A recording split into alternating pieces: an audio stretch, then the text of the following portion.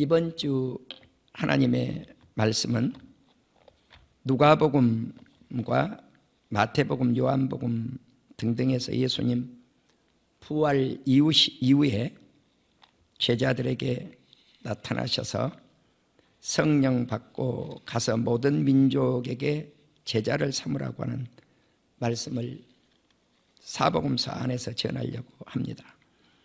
이제 먼저 누가복음을 펴주십시오.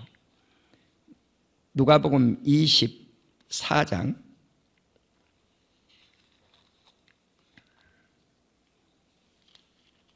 36절에서 53절까지 돼 있는데 49절 한 절만 보겠습니다.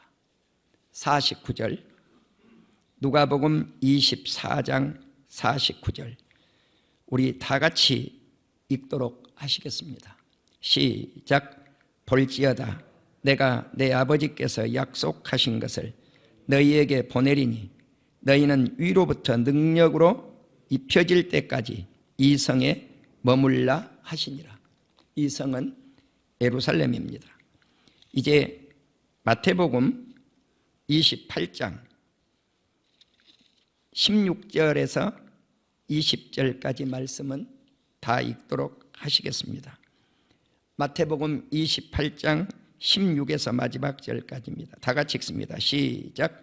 11 제자가 갈릴리에 가서 예수께서 지시하신 산에 이르러 예수를 배웠고 경배하나 아직도 의심하는 사람들이 있더라. 예수께서 나와 말씀하여 이르시되 하늘과 땅의 모든 권세를 내게 주셨으니 그러므로 너희는 가서 모든 민족을 제자로 삼아 아버지와 아들과 성령의 이름으로 세례를 베풀고 내가 너희에게 분부한 모든 것을 가르쳐 지키게 하라.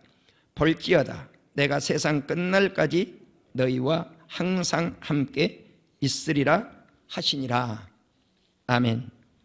할렐루야.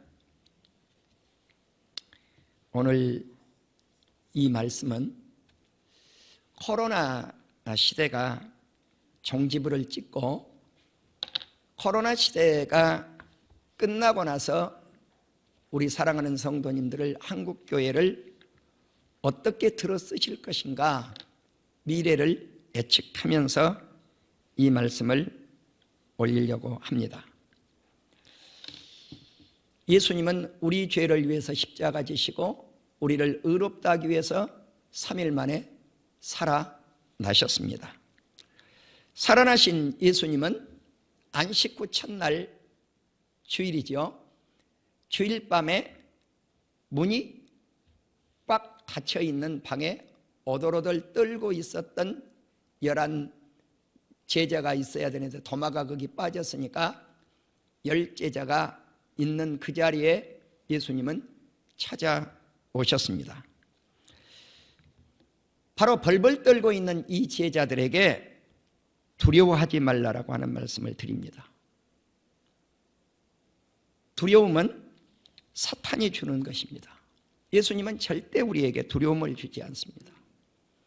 예수님은 우리에게 무엇을 주시기를 원하시는가? 평강을 주시기를 원합니다. 그러면 왜 제자들이 벌벌 떨고 있었을까요?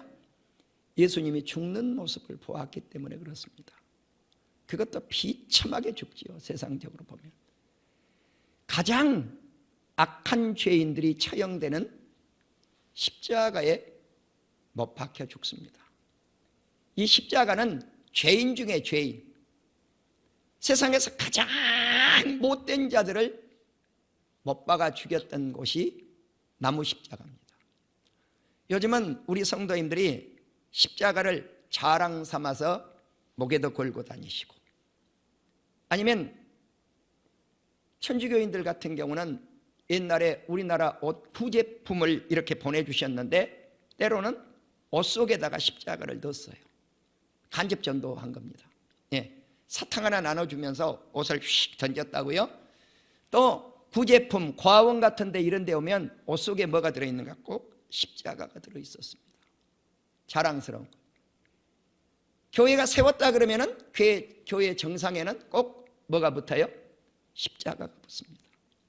우리 한국인들은 정말 교회를 잘 세웁니다. 세계 뿔뿔이 흩어져 우리 한국인만 몇 가정 모였다 그러면 십자가 교회를 세워요. 자랑스러운 십자가입니다. 그런데 이 십자가가 모든 세상에 다 통행할까요? 아닙니다. 우리가 우한 코로나가 발생했던 곳, 코로나 근거지라고 하잖아요. 중국 사람들은 아니라고 하지만. 그런데 그 우한에 어떤 사건이 터졌는가? 교회들마다 십자가를 내리는 작업을 했는데 그 도시가 우한입니다. 그곳에서 코로나가 발생된 거예요. 네. 코로나는 조금 이따 말씀을 드리겠습니다마는 많은 선교사님들을 내쫓는 계기가 되었습니다. 여러분, 우리가 선교사님들을 핍박하고 괴롭히고 한국인 선교사님들을 특히 괴롭혀서 중국에서 추방했습니다. 공산당은 십자가를 자랑하지 않습니다. 중동 지역에 알라신을 섬기는데 여러분, 십자가를 자랑할까요? 십자가가 있으면 지금도 처형됩니다.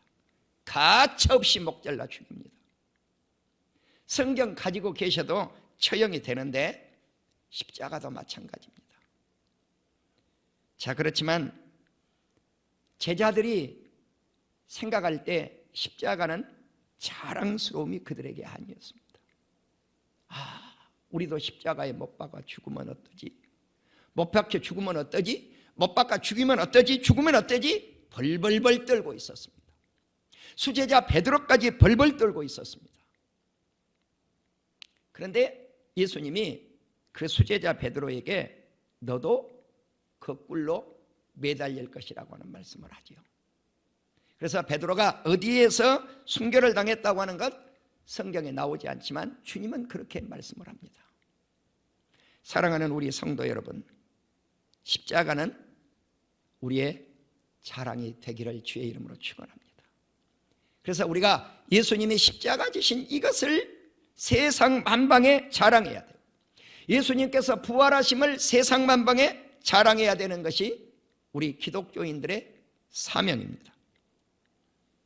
우리가 오늘 성령 받고 가서 모든 족속을 제자 삼으라고 오늘 제목을 삼았는데 이 십자가와 부활을 전하기 위해서 우리는 성령을 받아야 됩니다. 자, 그러면 예수님이 성령을 받으라고 하는 이 말씀을 안식구 첫날 꽁꽁 꼭 닫혀있는 방에 찾아오셨습니다. 문은 잠겨 있는데 어떻게 오셨을까요? 우리 예수님은 전능하신 아버지 하나님이십니다. 시공간을 초월하신 아버지 하나님이시기 때문에 그 방을 뚫고 들어오신 거예요. 쉽지요? 주님이 하나님이신데 문을 잠갔다고 해서 못 들어오실 분은 아니지 않아요. 너희에게 평강이 있을지어다. 그리고 예수님이 십자가에 못 박힌 손과 창에 찔린 옆구리를 제자들에게 보여줍니다. 그리고 하시는 말씀이 동일하게 너희에게 평강이 있을지어다. 그리고 숨을 몰아서 한번 쉬시더니 너희에게 성령이 있을지어다.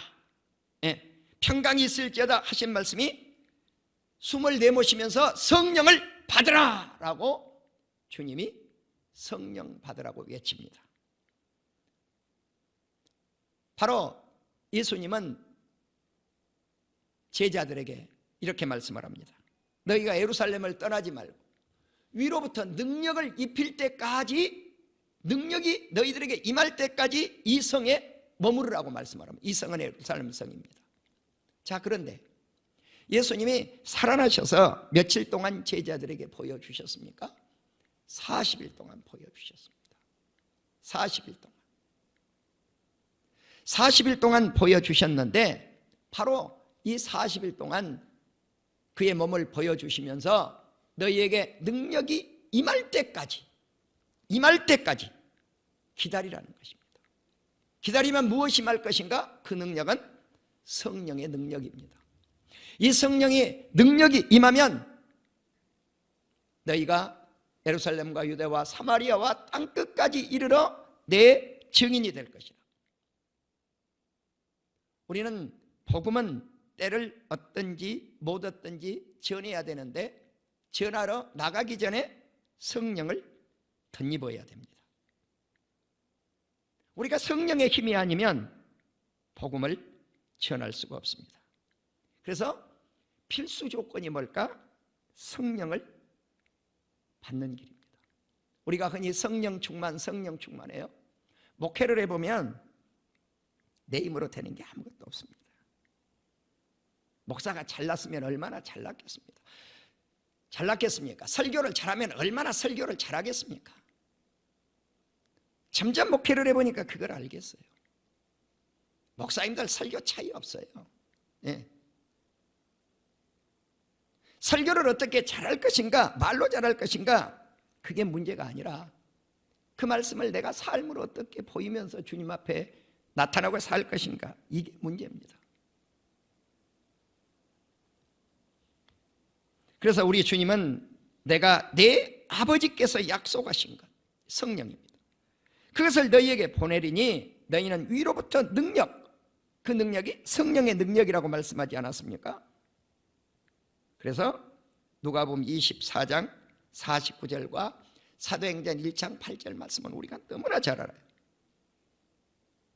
베드로가 성령 받으니 변화가 일어납니다.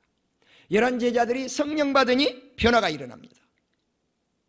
마띠아가 사도로 12 사도 속에 끼어들어가니 성령 받으니 변화가 일어납니다. 초대교회 7 집사님이 성령 받으니 변화가 일어납니다. 성령 받을 때만이 변화의 역사가 일어나요. 그래서 필수품입니다. 성령을 받는다고 하는 것은. 그래서 우리가 전도를 나가시기 전에 전도의 성공은 성령 받는 것입니다. 누가 그렇게 말씀을 했느냐면요, 여기 제가 코로나 시대에 마스크 1분 가족 세트 전도를 만드신 우리 남양주에 계시는 목사님이에요. 평내 순복음교회 박용수 목사님 카세트 전도 팜플렛을 내가 하나 가지고 왔어요. 지난주에 이 박영수 목사님을 뵀는데 우리 교회 2번이나 오셨어요. 이분이. 네. 우리 교회 2번이나 다녀가셨어요. 그런데 내가 이렇게 훌륭하신 분을 이것을 2번 오셨다 가셨지만 몰랐어요. 날 인터뷰 한번 하겠다고 그래서 하셔요. 그런데도 친분이 없었어요. 그런데 수안보 에바다 기도원에서 오셔서 말씀을 전하시는데 제가 정말 은혜를 받았습니다. 그래서 전도 그러면 박영수 목사님이구나, 이걸 제가 알게 됐어요. 이분은요, 우리는 지금 간접 전도만 하지 않아요. 화요일 날 한번 나오셔가지고 그것도 다 참여하지 않냐고, 참여하신 분 다 정해져 있어요. 나는 우리 성도님들이 오늘 이 말씀을 듣고 전도에 힘을 기울이는 역사가 있기를 주님의 이름으로 축원합니다. 여러분, 전도만큼 위대한 거 없습니다. 전도만큼. 네. 그런데 그 위대한 걸 몰라요, 우리가. 왜냐하면 전도는 생명을 얻게 하는 일이기 때문에 그렇습니다. 그런데 이 코로나 시대에 이 목사님은 길거리에서 복음을 전하고, 우산 속에서 복음을 전하고, 시장님이 됐건 시의장님이 됐건 그들이 회의하는 곳에 가서 복음을 전하고, 아파트에 문을 두들기면서 복음을 전하고, 그리고 바로 영접 기도를 해서 그 지역의 교회 목사님과 함께 가서 교패를 붙이게 하는 일까지를 감당을 하시더라고요. 그분은 날마다 쉬지를 않아요. 네, 전국 방방곡곡을 다니면서 복음을 전해요. 사랑하는 우리 성도 여러분, 우리에게도 이와 같은 복음의 열정이 오늘 이 말씀을 통해서 일어나는 역사가 주님 앞에 있기를 주의 이름으로 축원합니다. 사랑하는 우리 성도 여러분, 예수님은 가서 너희들이 성령 받고 가서 제자를 삼으라고 말씀했습니다. 복음은 아시아에서 유럽으로, 유럽에서 아메리카로. 이제 가만히 생각해 보십시오. 초대교회 때 바울이 아시아의 복음을 머물려고 자기 계획 속에서 아시아에서 전도를 해야 되겠구나라고 생각을 하는데 마게도냐 사람이 불러요. 그러니까 어떻게 해요? 지중해를 넘어가서 그 당시 마게도냐 지역, 오늘날 그리스 지역으로 터키에서 그리스로 넘어갔다는 건 아시아에서 유럽으로 복음이 넘어가지 않아요. 이것이 사도 바울의 1차 전도여행, 2차 전도여행, 3차 전도여행에서 나타나지 않아요? 아시아에서 유럽으로, 유럽에서 아시아로, 아시아에서 유럽으로. 그래서 복음이 오늘날 터키에서 그리스로, 이탈리아, 로마까지 복음이 들어가고 있는 것을 알 수가 있어요. 그래서 유럽 중심으로 이 복음이 확장되다가 청교도들에 의해서 아메리카 대륙, 신대륙, 미국 땅으로 건너가지 않아요? 그 복음은 지금까지 미국이 주도하는 거예요. 청교도들이 주관했던 그 복음은 지금까지 미국이 주관해요. 그러면 영원히 미국이 주관할 것인가? 나는 아니라고 봅니다. 내가 어떤 분에게 미국의 시대는 끝났습니다 그러니까 날 보고 항의하더라고요. 목사님, 미국 안 끝났습니다 그래요. 나 동의합니다. 미국 끝나지 않았습니다. 그런데 미국이 100% 주도해서 못 나간다는 겁니다. 그래서 내가 끝났다는 거예요. 이제는 주도적인 그 일을 미국이 홀로 감당할 수 없다. 누구하고 감당할 것인가? 대한민국 교회와 감당할 수밖에 없습니다. 어느 시대부터? 코로나 시대 이후부터. 나는 확실히 믿습니다. 예. 사랑하는 우리 성도 여러분, 나는 그래서 오늘 이 말씀을 전한 겁니다. 복음은 아시아에서 유럽으로, 유럽에서 아메리카로, 아메리카에서 이제 아시아권으로 다시 온다. 그러면 그 주도권을 누가 지고 세계 복음화를 앞장서서 나가게 할 것인가? 한국교회입니다. 내가 가끔 한국교회를 비판해 왔습니다. 왜 비판해야 되는가? 비판을 하기 위한 비판이 아닙니다. 미래를 내다보고 비판을 한 겁니다. 하나님은 썩은 것을 도려냈습니다. 어느 시대에? 코로나 시대에. 큰 교회가 이것을 감당하리라고 천만의 말씀입니다. 코로나 시대 때 큰 교회는 사명을 감당하지 못했습니다. 그것을 역력하게 보여주었습니다. 예배가 그렇게 소중한데 예배의 소중성을 큰 교회는 한국교회에 보여주지 못했습니다. 전도의 소중성을 보여주었습니까? 기도의 소중성을 보여주었습니까? 보여주지 못했습니다. 예배를 중단하고 예배를 드리지 않는 것이 이웃사랑이라고 외쳐댔습니다. 천만의 말씀입니다. 아닙니다. 절대로 아닙니다. 이 말씀은 조금 후에 다시 연결해 가겠습니다. 예수님은 부활 후에 음식을 먹을 때 11 제자에게 나타나셨습니다. 그리고 말씀을 합니다. 제자들이 믿음이 없었습니다. 자, 이들이 3년 이상을 예수님하고 함께 뒹굴고 먹고 마시고 병든 것도 고쳐준 모습도 보았고 귀신을 내쫓는 모습도 보았고 수많은 기적과 이적을 체험했던 제자들입니다. 예수님이 십자가 지신 것도 보았습니다. 부활한 것도 목격했습니다. 그렇지만 그들에게는 믿음이 없었습니다. 믿음이라고 하는 것은 본다고 해서 믿음이 있는 게 아닙니다. 제자 훈련을 받았다고 해서 믿음이 있는 게 아닙니다. 한국교회가 지금까지도 많은 교회들이 제자 훈련을 하고 있습니다만은 제자 훈련을 받아가지고 다 될 것 같으면 예수님 제자 훈련을 해서 왜 3년에 그 12 제자를 주님의 제자로 완성시키지 못했습니까? 십자가 지기 전에 한 제자는 예수님 배반하고 떠나버리고 자살해서 죽고 말아요. 11 제자 남아서 이들 다 예수님 부정해버려요. 그런데 예수님을 언제 진정으로 만나게 되는가? 부활하신 예수님을 만나고요. 성령 받고 나서 비로소 예수님을 인정합니다. 여러분, 우리가 제자훈련 첫날에도 성령 받지 아니하면 안 됩니다. 성령 받지 아니하면 안 됩니다. 믿음이 없고 마음이 완악한 것을 예수님은 꾸짖으셨습니다. 믿음 없는 것, 완악한 것, 이것은 불신입니다.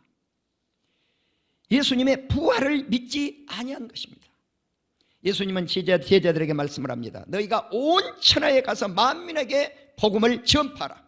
마가복음 16장 15절에서 말씀을 하죠. 또 마태는 너희는 가서 모든 민족을 제자로 삼아 아버지와 아들과 성령의 이름으로 세례를 베풀라고 말씀을 합니다.